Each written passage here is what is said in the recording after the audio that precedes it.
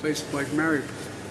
I mean, it's not stopping. It's like something out of a science fiction movie. You can turn on the television and see what these towns look like in cities.